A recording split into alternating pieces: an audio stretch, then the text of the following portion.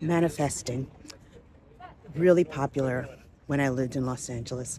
All my actor and actress friends were constantly talking about, I'm manifesting this, I'm manifesting that. And to myself, I would think, I would like to manifest myself out of this conversation. But you know what? I have changed my mind about the whole thing. But within reason. Welcome back to my channel. My name is Arlene. I am an American woman of a certain age who moved to Rome, Italy in 2008. I recently moved to Milan, where I am today. And on this video, we talk about all things Italiano, lifestyle, St. Martin, and Anguilla. And today's video, we're going to talk about manifesting. Is it woo-woo nonsense or does it really work? So as I mentioned before, I used to be quite cynical about the whole manifesting thing.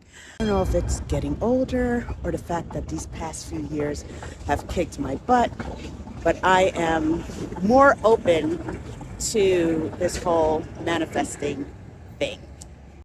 First of all, let me just say, please excuse my voice. I'm getting over a cold and the sunglasses because it is freezing. My eyes are watering like crazy. So these are my thoughts about manifesting.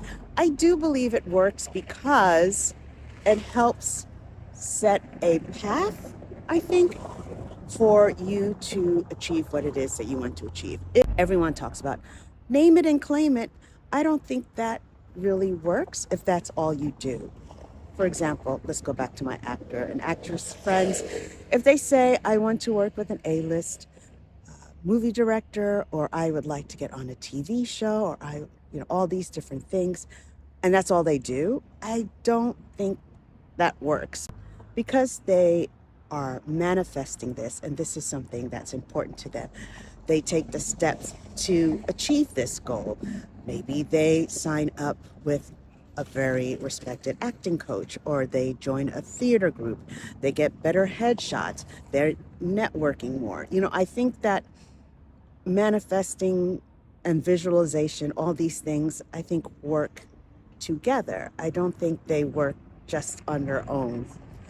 And it's similar to somebody who, if you're religious or a spiritual person and you believe in the power of prayer, I think saying a prayer and then that's it, again, does not work that way.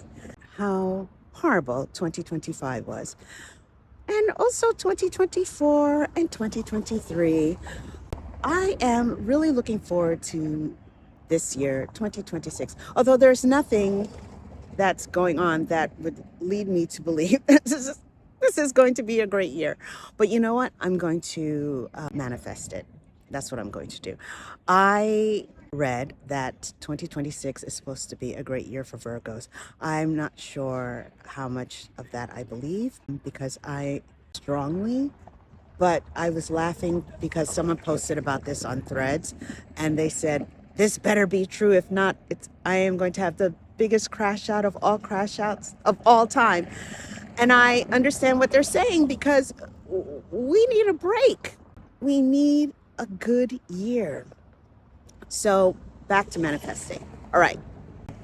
My friends also love to do vision boards. And this is why I think my whole attitude has changed because one, I'm a creative person. I'm also a visual person.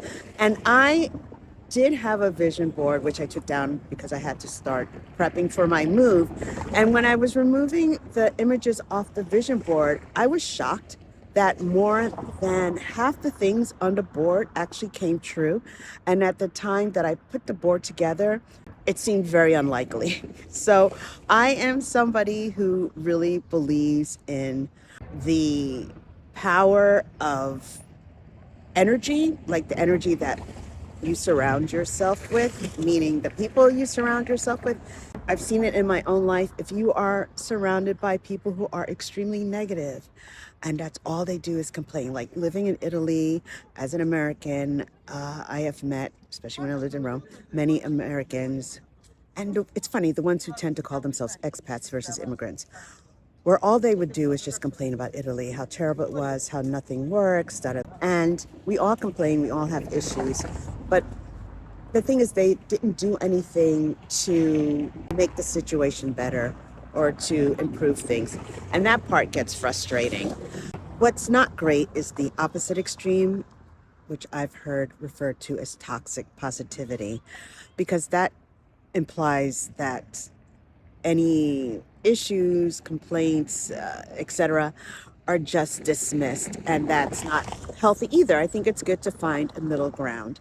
And so, with this new year, for me, it's a new city, it's a new chapter. I'm hoping to leave all the negative things that happened in the past and try to be more present instead of stressing out about the future and obsessing about the past, which is something I tend to do, and it's not a good thing. I will definitely do more videos or maybe shorts about this subject because I am really intrigued just by the whole idea. And I don't know, again, if it's just getting older. I've met so many people who are really into this and it seems to work for them. And I think that's great.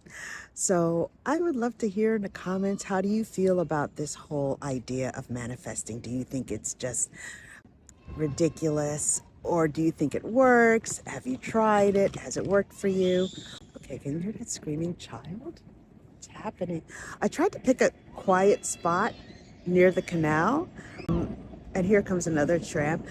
It's actually not that quiet. So next time I think I'll just go to a park.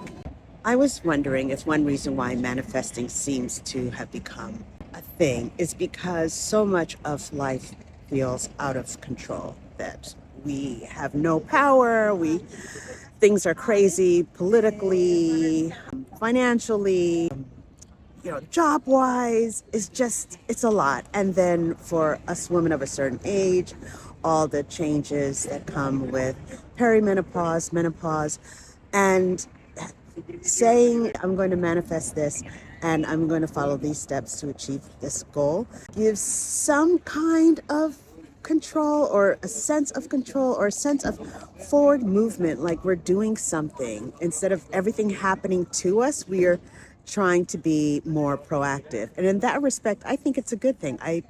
Listen, it's not hurting anybody, right? I think as long as, like I said, you follow through on whatever it is you are trying to manifest, I think it's a good thing. I do.